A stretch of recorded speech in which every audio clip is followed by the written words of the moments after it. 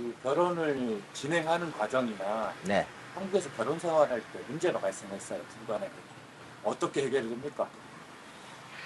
이제 그게 업체에서 결혼을 했느냐, 뭐 개인 소개를 했느냐, 이게 좀 이제 다를 수 있겠지만은 기본적으로 이제 업체에서 결혼을 했을 때 저는 신랑분들한테요, 항상 하는 말이 있습니다. 신부가 본인이 생각할 때 뭔가 좀 다르거나 뭐가 안 맞을 때는 그때 바로 저희한테 이야기하라고. 신랑분들이 아니 뭐 이것쯤이야 하다고 시간이 지난 다음에 이야기를 하는 분이 있어요. 그게 문제인 거예요. 자, 와서 첫날 밤을 보내고 신혼여행을 갈 때든지 그때 바로바로 그러면은 신부한테 그걸 바로 크게 들어간다. 자, 이 부분은 네가 좀 남편이 원하지 않으니까 고쳐라.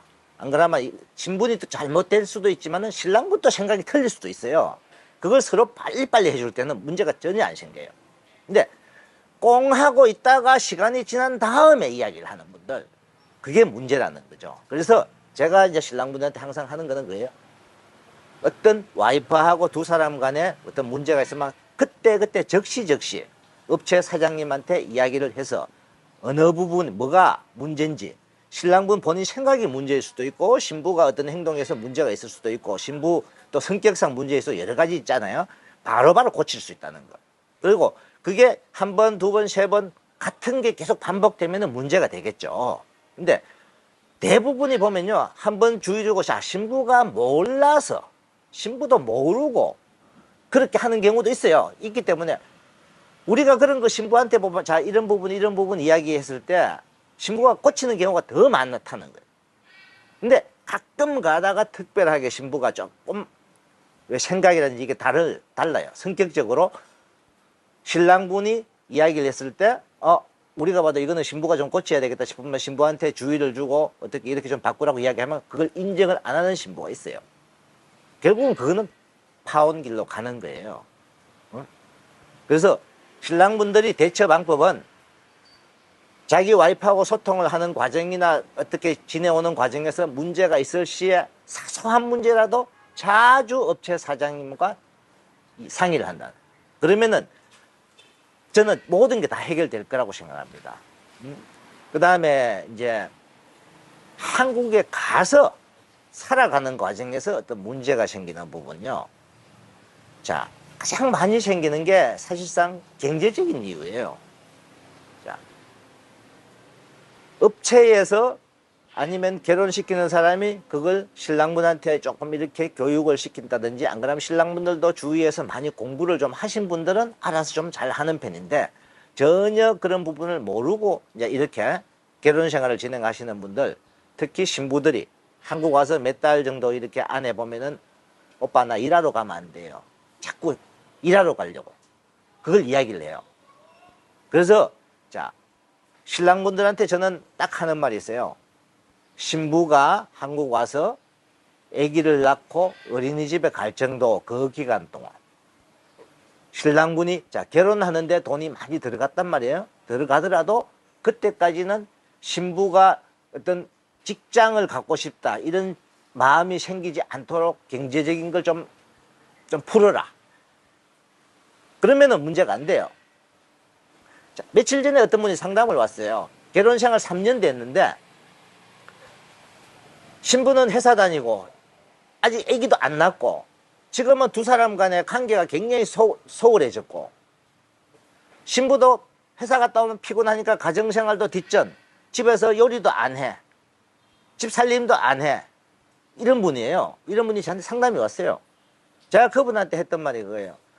처음부터 오자마자 직장생활 했냐고 물었어요. 근데 그 신랑분이 자기는 신부가 심심하고 그럴까봐 자기가 직장을 알아봐주고 온 처갓집 식구들 막 한국에 와서 올 수 있도록 이제 아기가 없다 보니까 가족 방문 초청이 장기 초청이 안 되잖아요. 그래서 뭐 그 농업 종사자 어떤 취업 있잖아요. 그걸로 올 수 있도록 막 도와줬대요. 그 자기는 진짜 처갓집 식구들을 위해서 열심히 알아봐주고 이거 다 해줬는데 신부는 너무 가정에 대해서 소홀하다. 그렇게 될 수밖에 없게 신랑분이 만드는 거예요. 왜? 일단은 오자마자 얼마 안 돼서부터 회사에 일을 나가버렸잖아요. 일을 나가다 보면은 결국은 피곤해, 힘들어요. 누가 가정에 충실할 수가 없잖아요. 그리고 시간이 이제 3년이라는 시간이 지나버리니까 지금 와서 아기 낳고 이렇게 하는 것보다 난 돈을 좀 더 벌고 싶어 이 생각이 간절할 거고, 그러다 보니까 남편하고 관계가 소홀해지고 가정은 등한시되고, 제일 중요한 게 신부가 오자마자 일을 하는 거예요. 그래서 저는 신랑분들한테 항상 하는 말이, 와서 일부터 처음에 시킬 생각하지 마라. 저는 신부들한테 똑같이 합니다. 와서 한국 가서 일할 생각하지 마라. 네가 남편한테 잘하고 남편한테 진짜 열심히 모든 걸 가정생활에 충실한다면은 남편은 그 더 많은 걸 네 부모들한테 해줄 수 있다. 그걸 주입을 시켜줘야 돼요.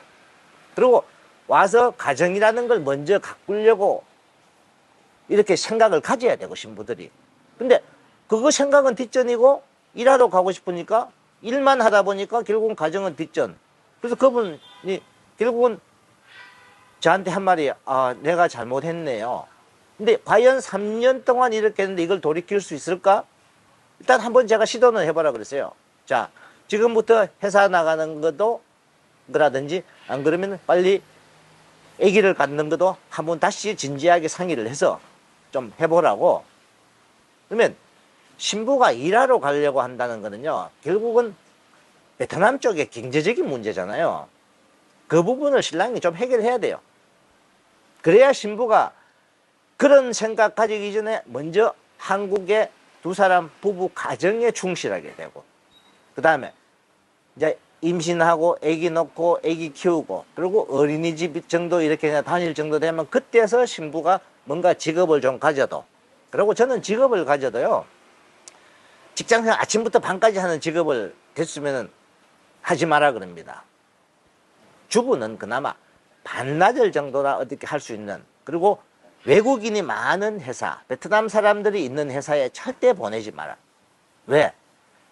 거기 가서 보면요, 그 사람들은 좋은 사람일 수도 있어요. 그 사람이 또 그 사람의 아는 사람을 또 이제 알게 되는 수도 있잖아요. 거기서 보면 나쁜 쪽 사람들하고도 어울릴 수 있는 기회가 돼버려요.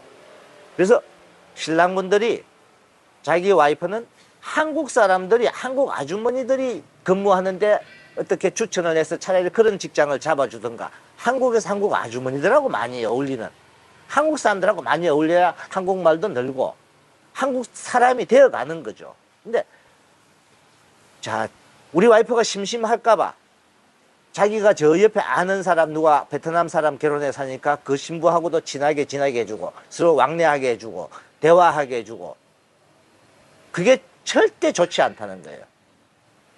실질적으로 한국에 그 다문화 센터가 있잖아요. 다문화 센터에 가서도 나쁜 친구들을 만나는 경우도 있는데, 될 수 있으면은 한국에 시집을 왔으면 한국 사람들하고 어울리고, 직장을 다녀도 한국 사람들이 많은 직장 반나절 정도, 어떤 심심하지 않을 정도로, 그리고 신랑분들이 나머지는 좀 경제적으로 커버해주고, 그리고 뭐 자식 낳고 이러면은 베트남 장인 장모들 한국 와서 돈 벌어갈 수 있도록 하고, 이렇게 쭉 끌고 나가면요, 서로 문제가 잘 안 돼요. 뭐 성격적으로 서로 부부싸움은 할 수 있겠지만은, 근데 가장 문제가 돈 문제예요. 신랑분이 제대로 못 해주니까 신부는 내가 벌어서 해결해야지. 그러다 보니까 온지 뭐 2달 뭐 이렇게밖에 안 됐는데, 나 일 가고 싶어요. 회사 가고 싶어요. 이런 말이 계속 나오는 거예요. 그래서 신랑분들이 제일 생각해야 될 거는, 먼저 와이프의 직장 잡아주는 거는 절대 하지 마시라는 거예요. 그 다음에 와이프가 일하러 간다는 생각을 안 가지게끔 본인이 좀 경제적인 처갓집 쪽 커버를 좀 해주시면은 신부가 마음의 안정을 갖고 먼저 가정에 충실하고 임신하고 아기 낳고 쭉 행복하게 살 수 있는 길이다. 그래서 제가 그렇게 말씀드리고 싶은 거는 중요한 문제라는 것입니다.